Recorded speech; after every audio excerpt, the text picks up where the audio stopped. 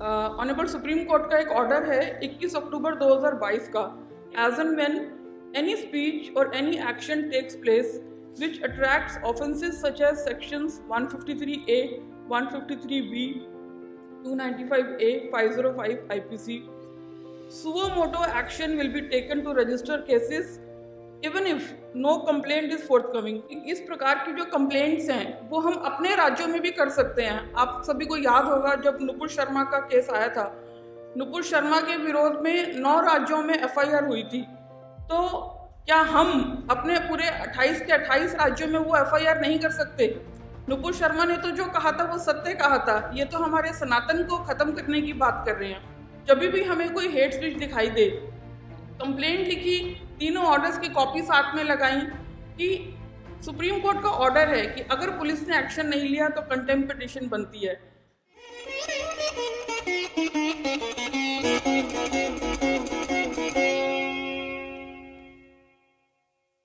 आज का जो विषय दिया गया है वो तमिलनाडु के जो स्पोर्ट्स मिनिस्टर उदयनिधि स्टालिन, जिन्होंने सनातन इरेडिकेशन के लिए जो स्टेटमेंट दी उसके विरोध में किए गए प्रयास के बारे में है।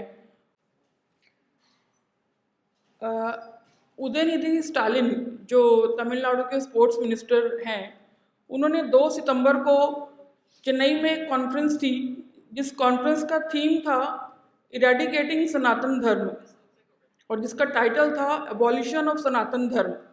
आइए देखते हैं कि उदयनिधि स्टालिन ने एग्जैक्टली क्या बोला था। ये ट्रांसलेटेड वर्जन है इंग्लिश में क्योंकि उनकी लोकल लैंग्वेज में था वो बोलते हैं, I thank the organizers of this conference for giving me the opportunity to deliver a special address. You have kept the name of the conference as Sanatan abolition conference rather than anti-Sanatan conference. I appreciate that. A few things cannot be opposed that should be abolished only. We can't oppose dengue, mosquitoes, malaria or corona. We have to eradicate this. That's how we have to eradicate Sanatan. Rather opposing Sanatan, it should be eradicated. तो जब 2 तारीख को इन्होंने ये statement दी तो उसी दिन उन्होंने सोशल मीडिया एक्स पर भी एक ट्वीट पोस्ट किया, क्योंकि जब उन्होंने वो स्टेटमेंट दी तो उसके बाद कुछ लोगों ने उनको अपोज करना शुरू किया ट्विटर पर, एक्स पर। तो जब वो अपोज करना शुरू किया लोगों ने, तो उसके बाद ये वहाँ तक नहीं रुके। उन्होंने क्या बोला, bring it on, I am ready to face any legal challenge, we will not be cowed down by such usual saffron threats. We, the followers of Periyar, Anna, Kalaignar, would fight forever to uphold social justice and establish an egalitarian society under the able guidance of Honorable CM M.K. Stalin. I will say it today, tomorrow and forever. Our resolve to stop Sanatan Dharma from the Dravidian land would not reduce even a bit. तो इनकी इन statements के विरोध में जो प्रयास हुए, उससे पहले मैं सुप्रीम कोर्ट के 2 ऑर्डर्स हैं उसके बारे में आपको बताना चाहूँगी। ऑनरेबल सुप्रीम कोर्ट का एक ऑर्डर है 21 अक्टूबर 2022 का, रिट पिटिशन नंबर 940 ऑफ 2022, जिसका केस टाइटल है Shaheen Abdullah versus Union of India and others. मैं सबसे ये निवेदन करूँगी कि ये जजमेंट, ये ऑर्डर का जो रिट पिटिशन है, नाम और ऑर्डर की डेट आप नोट कर लें, क्योंकि ये हम सभी के काम आने वाला है। ये रेलेवेंट पार्ट है उस ऑर्डर का। Issue notice respondent number 2 commissioner of police. ये ध्यान दीजिएगा कि जो रिस्पोंडेंट्स हैं ये कौन कौन है। Respondent number 2 commissioner of police new Delhi, respondent number 3 director general of police Uttarakhand and respondent number 4 director general of Uttar Pradesh will file a report as to what action has been taken in regard to such acts as are the subject matter of this writ petition within their jurisdiction. तो इस petition का subject matter क्या था उसमें हम नहीं जाएंगे, लेकिन इतना जान लीजिए कि जो शाहीन अब्दुल्ला है उन्होंने एक हिंदुत्ववादी के अगेंस्ट एक पिटिशन फाइल की हेट स्पीच को लेकर। इसी ऑर्डर में नेक्स्ट पैरा बोलते हैं, रिस्पोंडेंट नंबर 2 to 4 वही हैं 3 राज्यों की पुलिस, दिल्ली, उत्तराखंड और Uttar Pradesh. They shall ensure that immediately as and when any speech or any action takes place which attracts offences such as sections 153A, 153B, 295A, 505 IPC. Suo motu action will be taken to register cases even if no complaint is forthcoming. ये बहुत important बात है जो supreme court ने अपने order में लिखा कि अगर ये जो सेक्शन है 153A, 153B और 295A ये सारे हेट स्पीच या धार्मिक भावनाओं को ठेस पहुंचाने से रिलेटेड है, तो सुप्रीम कोर्ट ने ये 21 अक्टूबर 2022 को इस केस में ये साफ साफ बोला कि जहां भी हेट स्पीच से रिलेटेड मामले आएंगे तो वहां पे कोई कंप्लेंट आए या ना आए, लेकिन ये जो पुलिस है इन राज्यों की वो सुओ मोटो एक्शन लेगी। फिर आगे सुप्रीम कोर्ट ने क्या कहा, we make it clear that any hesitation to act in accordance with this direction will be viewed as contempt of this court and appropriate action will be taken against the erring officers.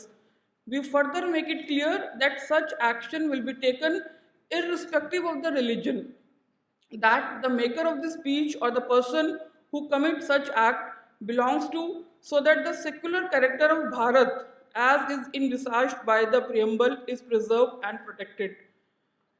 इसी case में supreme court ने 28 अप्रैल 2023 को एक और order दिया। Same case, same writ petition, order की date है 28 अप्रैल 2023। ये तीनों डायरेक्शन वही सेम डायरेक्शन है जो 21 अक्टूबर को दी थी, वही 28 अप्रैल 2023 को भी डायरेक्शन दी।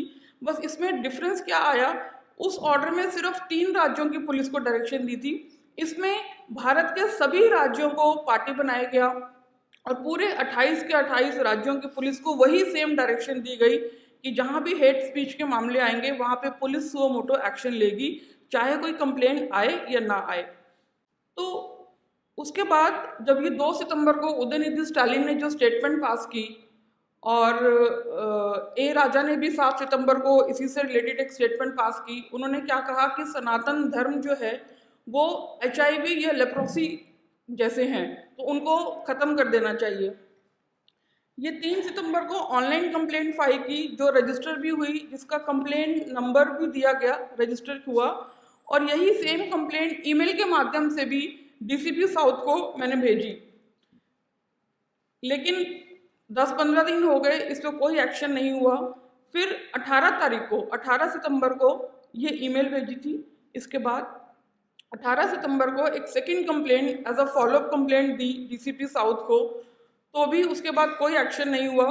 अल्टीमेटली सुप्रीम कोर्ट में कंटेम्प्ट पिटीशन फाइल की एडवोकेट विष्णु शंकर जैन जी के माध्यम से, जिसकी टेंटेटिव डेट अभी 21 नवंबर यानी कि परसों है।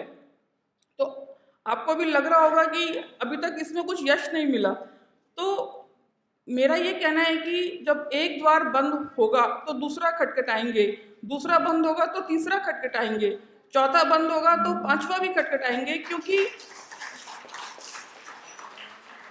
इतना मुझे विश्वास है कि किसी द्वार पे तो ईश्वर खड़े हैं जो मुझे पता नहीं है और वो बाद में यश दिलवा के रहेंगे। मैं आप सभी से भी ये निवेदन करना चाहूँगी कि इस प्रकार की जो कंप्लेंट्स हैं वो हम अपने राज्यों में भी कर सकते हैं। आप सभी को याद होगा जब नुपुर शर्मा का केस आया था, नुपुर शर्मा के विरोध में 9 राज्यों में FIR हुई थी, तो क्या हम अपने पूरे 28 के 28 राज्यों में वो FIR नहीं कर सकते? नुपुर शर्मा ने तो जो कहा था वो सत्य कहा था। ये तो हमारे सनातन को खत्म करने की बात कर रहे हैं, और अपने राज्य में कैसे कर सकते हैं कंप्लेंट, उसकी जुरिस्डिक्शन बनाना भी बहुत ही सिंपल है कि मैं जिस राज्य में रहती हूँ, मैंने जहाँ पर वो वीडियो देखी या वो न्यूज़ देखी, तो वहाँ पे वो जुरिस्डिक्शन बन जाएगी और वो कंप्लेंट फाइल हो जाएगी। तो बहुत ही सिंपल है। और साथ में ये 3 ऑर्डर्स हम रख सकते हैं, जो 2 ऑर्डर्स थे, अभी तीसरा ऑर्डर भी मैं बताती हूँ। जब मैंने ये कंप्लेंट फाइल की उदयनिधि स्टालिन के अगेंस्ट, तो कुछ लोगों ने मुझे कहा कि आपको पहले ये प्रूफ करना पड़ेगा जो उदयनिधि स्टालिन ने कहा वो हेट स्पीच है भी या नहीं है। तो हो सकता है सुप्रीम कोर्ट कहे कि वो हेट स्पीच नहीं है, वो फ्री स्पीच है। तो उसका भी एक सॉल्यूशन क्या है, सुप्रीम कोर्ट ने खुद दिया हुआ है। ये जो जजमेंट है Amish Devgan versus Union of India 2021 की जजमेंट है, उसके पैराग्राफ 37 में सुप्रीम कोर्ट ने हेट स्पीच को ही डिफाइन किया हुआ है। इसके मैं 2-3 पैरा सिर्फ पढ़ के बताऊंगी। जो फर्स्ट पैरा है 37.1, hate speech targets a group or an individual as a member of the group. The word group has been traditionally used with reference to historically oppressed, traditionally disadvantaged or minority, but some prefer not to look for a defined group, but to see whether the speaker targets someone based on arbitrary or normatively irrelevant feature. The expression group, ये बहुत important है.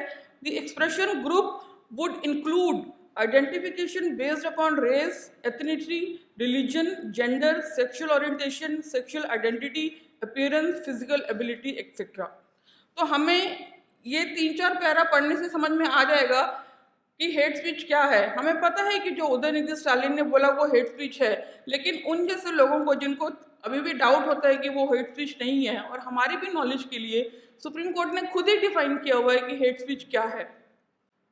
Content of the message should express hated, hostility towards a group in the spoken words, reflects the intent of the speaker. तो intent of the speaker भी बहुत important है. One should be able to objectively identify the speech as an insult or threat to the members of the targeted group, including stigmatizing the targeted group by ascribing to it qualities widely disregarded as undesirable. बस एक ये last para पढ़ूंगी. Intent of the speaker to cause harm or to other bad activity to most is an essential feature of hate speech. तो intent हमें पता है क्या था उदयनिधि स्टालिन की स्पीच में, और उनका जो हार्म है, जो बैड एक्टिविटी है, वो भी हमें पता है. In some statutes it can even tacit inherent component. However, what the speaker should intend to constitute hate speech is subject to varied positions.